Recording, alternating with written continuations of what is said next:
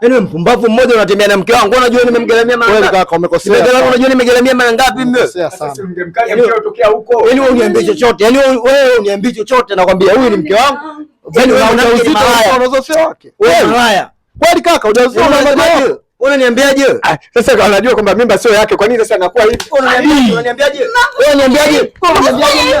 Mwache. Unaniambiaje? Usifanye hivyo mama. Tulia sasa. Sogea, Ivan naomba nimuonyeshe. Ngoja yazungu. Nimegaramia vitu, nimegaramia chochote. Mimba nimedanganywa. Mama uchungu, unajua. Wewe mwanangu unanipiga kibao. Unanianganya mimba. Wewe unanipiga kibao mwanangu. Wewe unanifanyia vitu kama hivi. Mimba umeniambia kwangu sio kwangu. Umeniambia naomba ni Nisikilize mimi. Yaani wewe umeniambia mimba kwangu sio kwangu. Nimegaramia mara ngapi? Umeniambia sijui ultrasound nimetoa gharama ngapi kwako? Nimetoa gharama ngapi? Usifanye hivyo. Takuua. Yaani mimi na maana wana mapenzi uje. Oya. Alafu mwambie kibwana chako kananizingua ndani kwangu, mwambie huyo kibwana chako hiki. Mimba sio yangu. Kinanizingua ndani kwangu. Hiyo mimba sio yangu ya kwangu. Hiyo mimba ya kwangu sio ya kwangu. Mimba ya kwangu sio ya kwangu. Nataka nikusikie wewe kwa mdomo wako. Mimba ya kwangu sio ya kwangu. Usifanye hivyo. Mimba ya kwangu sio ya kwangu. Zungu tulia. Sio ya kwangu. Nataka nijue hapa. Zungu tulia. Nataka nijue. Nijue. Sio yako. Mimba sio yake. Mimba sio yangu. Unasema kwa hasira au ni uhalisia? Ndio sio yake. Mimba ya nani sasa? Ya huyu hapa. Huyu si mume wako wa ndoa? Zungu tulia basi. Zungu pole bwana, pole bwana. Zungu. Jikaze mtoto wa kiume Zungu, mtoto wa kiume. Kulialia sio vizuri, unamkufuru mswali mtume. Sio kwangu. Ushaambiwa sio yako. Sasa unauliza nini ambacho kitu usichokijua ni kipi? Umeambiwa sio ya kwako. Kipi unachouliza mara tatu? Nisikilize mimi basi, nisikilize. Zungu nisikilize. Oya, sikia. Nisikilize. Zungu tuepushe. Hichi kitu ambacho sikia. Tuepushe ugomvi Zungu. Zungu usifanye hivyo. Zungu tuepushe mimi nakuchukia kweli yaani nakuchukia. Wewe baba nakuchukia. Yaani wewe mwanangu nikikuona kokote ninapokuona mimi na wewe. Wewe uniambie kitu. Wewe uniambie kitu. Wewe kwa vile umekuja na watu zako huko ndani. Acha kuzingua kaka. Wewe umekosea, tulia. Yaani ugomvi unaendelea mimi umekosea nini? Ugomvi unaendelea. Huyo sio mke wako, ni mke wake kaka. Unamtia ujauzito mke wangu akiwa ndani ya ndoa. Unamtia ujauzito mke wangu. Yaani unapata ujasiri gani wewe? Unapata ujasiri gani yani? Bwana kifua Zungu. Unapata ujasiri gani wewe? Sawa. Kwa hiyo unatembea na wake za watu, si ndio? Yaani unatembea na wake za watu wewe. Unajua mimi nimegaramia.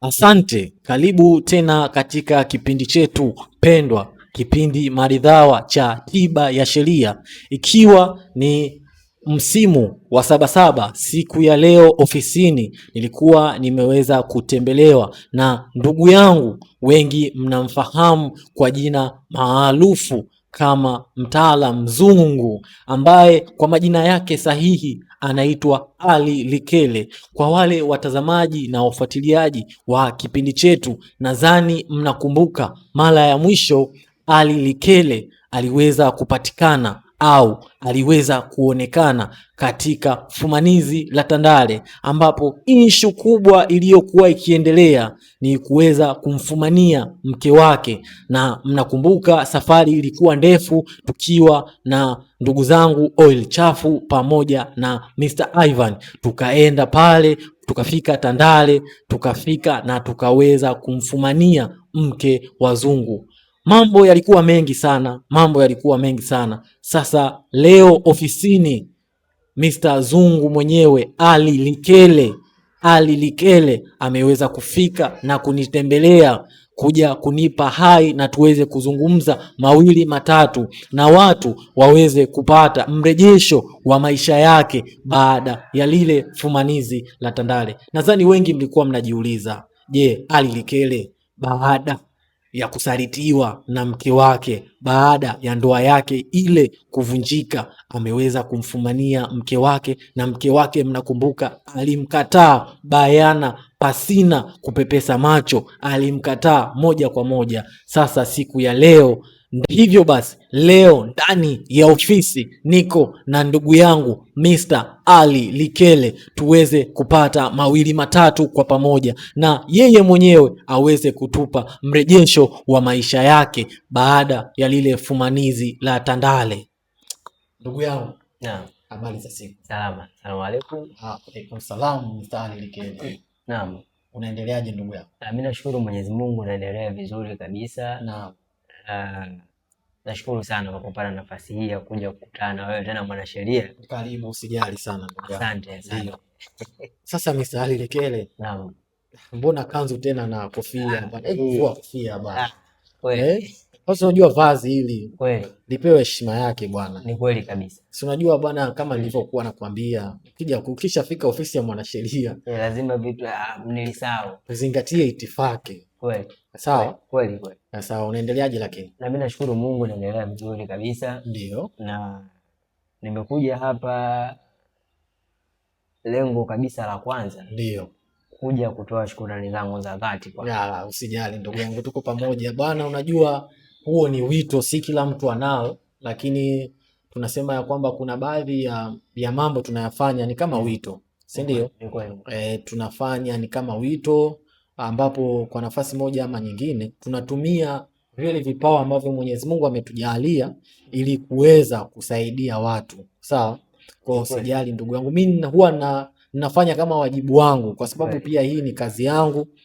Hata usijali ndugu yangu, kwa hilo tuko pamoja. Shukrani zako zote za dhati nazipokea kwa mikono miwili. Yani kiukweli kabisa. Ndio. Mimi tunakuombea kwa Mwenyezi Mungu, kwa sababu bila wewe ndio mimi nahisi hata ningechukua uamuzi hata kuweza kujiua. Pole sana. Unajua mara kadhaa ulikuwa ukikaa na mimi ukinitengeneza kisaikolojia. Nakumbuka ndio. Na nilikuwa napitia wakati mgumu sana, lakini kwa maneno yako ya busara ndio umeweza kuifanya akili yangu ipanuke zaidi. Kabisa ndugu yangu. Kwamba sasa hivi na amani tele katika moyo wangu. Hilo ndio jambo ambalo nafurahi sana. Ni kweli. Kabisa. Sasa Ali. Naam. Unajua si kila mtu ambaye alikuwa ni mfuatiliaji au alipata nafasi ya kufuatilia lile fumanizi. Kuna baadhi ya watu inaweza ikawa ndio mara yao ya kwanza kuweza kufika kwenye hii chaneli yetu na kuweza kuangalia hichi kipindi. Hawafahamu Ali Likele ni nani na ni kitu gani kiliweza kumsibu. Sasa nilikuwa naomba kwa ufupi uweze kuwapa mrejesho watu waweze kufahamu ni jambo gani liliweza kukukuta na ni kwa namba gani jambo lako liliweza kuisha, ndugu yangu Ali Likele, kwa faida ya watazamaji, kwa sababu asilimia kubwa wengi wanafahamu, lakini kuna ambao hawafahamu kilichokutokea. Basi mimi nilikuwa naomba uweze kutupa mrejesho wako kwa ufupi kilichoweza kukutokea, ndugu yangu Ali Likele. Mimi nashukuru sana. Naam. Ndugu yangu mwanasheria. Ndio. Kama ulivyosema, ndio mimi kwa jina naitwa Ali Likele na ndio ni mfanyabiashara. Naam. Lakini pia nilibahatika kuoa hapo mwanzo. Sahihi.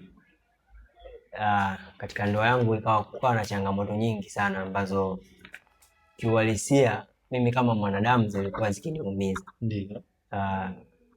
Mke wangu alikuwa akionyesha kubadilika kabisa. Wakati niko naye alikuwa akionyesha kubadilika kitabia.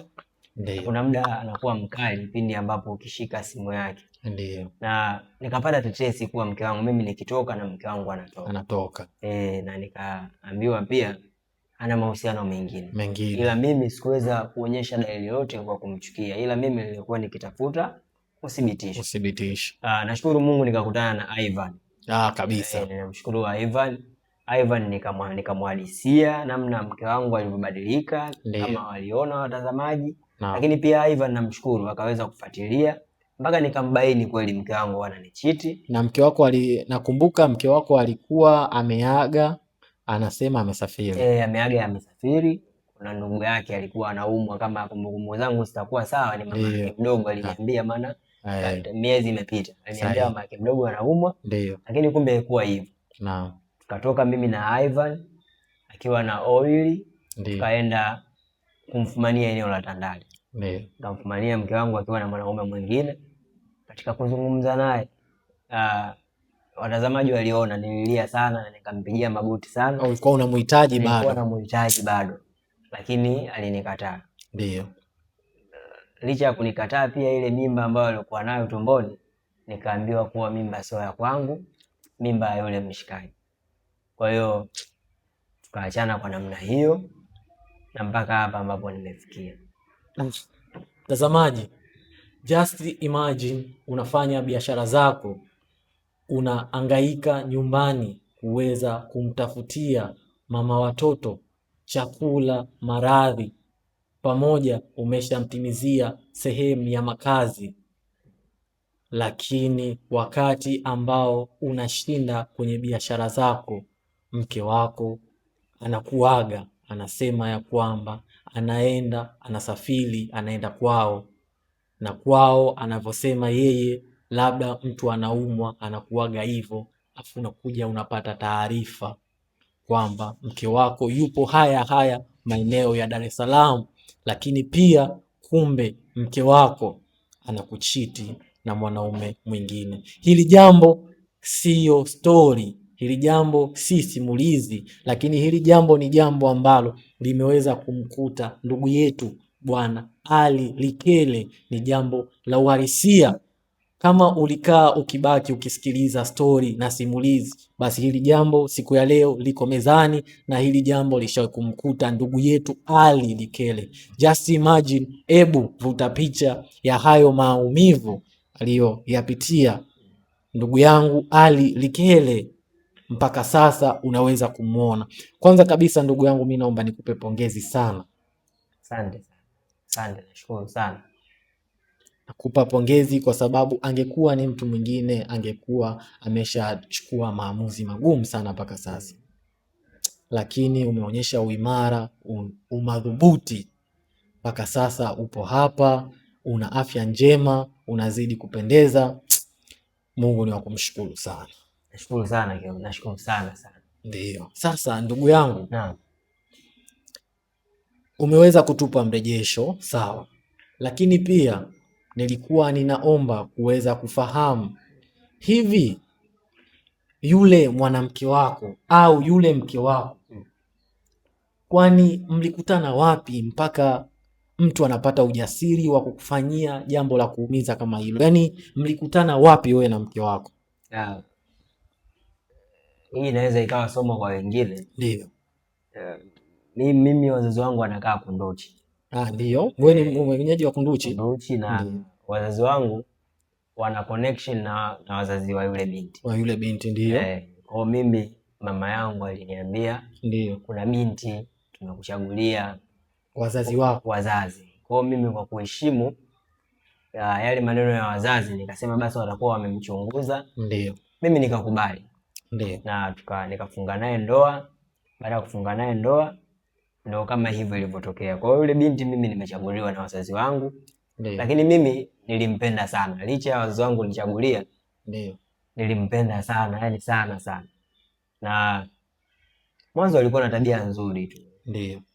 Kwa hiyo imekuja tu kutokea kubadilika. Ndio hivyo mwanasheria. Kwa hiyo mke wako ulichaguliwa na wazazi wako? Na wazazi. Na yeye alivyotafutwa na kwani wazazi wako wenyewe walimtafuta yeye au walimpataje wazazi wako? Yaani yule binti wazazi wake na wazazi wangu ni marafiki sana. Okay. Yaani marafiki. Kwa hiyo wazazi wangu waliongea na wazazi wa yule binti. Baada ya kuongea na wazazi wa yule binti wakakubaliana. Baada ya kukubaliana, wazazi wangu wakanifuata mimi. Baada ya kunifuata mimi, swala la ndoa likapita na wazazi wa yule binti wakamfuata binti. Hata sijajua wakati wamemfuata yule binti alirespondi vipi. Maana yake yeye alizungumza kuwa amelazimishwa. Kwa hiyo sijajua katika moyo wake alikuwa ananihitaji kweli au alikuwa ana act tu kunipenda. Lakini mimi nilikuwa nampenda kweli. Ndio. Pole sana ndugu yangu. Asante. Bana, mimi nadhani hii inaweza ikaja kuwa fundisho hata kwa watu wanaotazama kipindi kwa siku ya leo.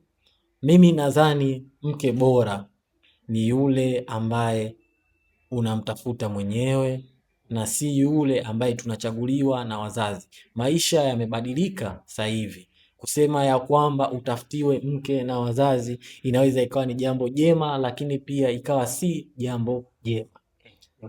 Kwa sababu nikisikiliza hapa unavyoweza kuniambia mke wako ulitafutiwa na wazazi. Ina maana ya kwamba yeye labda wewe haukuwa chaguo lake. Na kunakumbuka ile siku maneno yake alisema ya kwamba yule mwanaume tuliyemkuta naye Tandale ni mpenzi wake kabla ya wewe hujamuoa. Ni kweli, walianza muda aliniambia. Ndio hivyo, wazazi nao kuna muda wanakoseaga kutuchagulia mahusiano. Hayo ni makosa makubwa sana.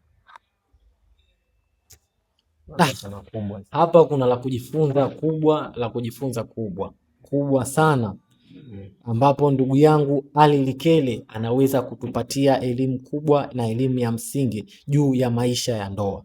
Sasa ndugu yangu, unajua hata kisheria wanasema ya kwamba ndoa, kadri mume na mke wanavyokubali na wanavyoidhinisha kwa pamoja kuwa mwili mmoja, kuna wajibu ambao unakuwa unazaliwa. Kuna baadhi ya wajibu nyingi sana ndani ya ndoa.